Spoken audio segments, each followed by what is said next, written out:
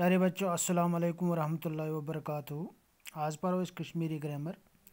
अत मज तुलो अस आज नावत कस्म, यानी इत कनस उर्दूस मज वनान इसम की कस्में।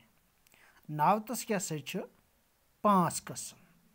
गोडनुक कस्म छुस खास नावत, आम नावत, जमोज नावत, अकायस नावत तो मद नावत। खास नावत क्या गो, यथ उर्दू पे वनान इसमें खास, अंग्रेजी पे वनान प्रॉपर नावन। तम नावत यम कंस खास शख्सस, खास जाय या चीजुक नाव बयान करन। मिसाल पट इकबाल, पहलगाम, कंप्यूटर। इकबाल गो कंस खास इंसान सुंद नाव, शख्स सुंद नाव। पहलगाम गो खास जाय हुंद नाव।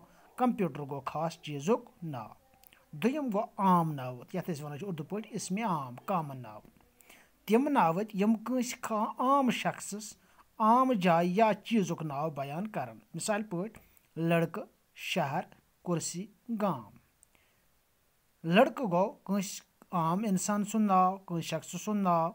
शहर गो कुन जाय हुंद नाव। कुर्सी गो कुन चीजुक या गाम त गो इथे कनस जाय हुंद नाव। नंबर 3 जमस नावत गो, यथ वनान उर्दू पे इसमें जमा, कलेक्टिव नावन। वारियाहन चीजन या शख्सन हंज छक जमस नावत वनान। येले अख जमात अख छक आस तथ वनान जमस नावत। मिसाल पट फौज, खुल, कौम, लश्कर, जमात।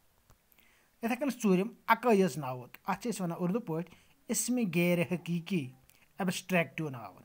यम नाव कुन खास मरतबहच या मियारच या अमल हंज बावत करान।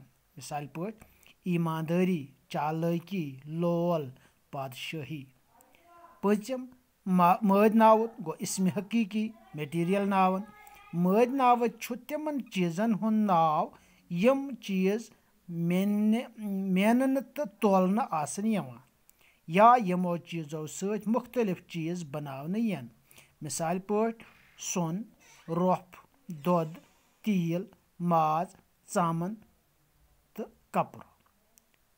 क्या नावत 5 कस्म। खास नावत, आम नावत, जमस नावत, अकायस नावत, मद नावत।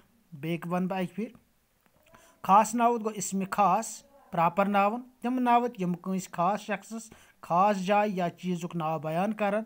मिसाल पट इकबाल, पहलगाम, कंप्यूटर। आम नावत इसमें आम, कॉमन नावन।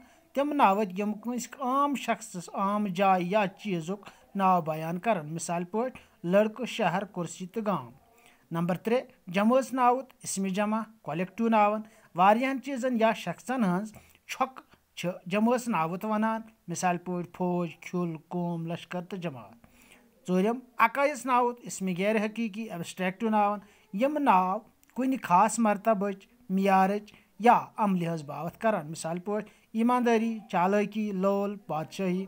पचम मद नावत इसमें हकीकी, मटेरियल नावन।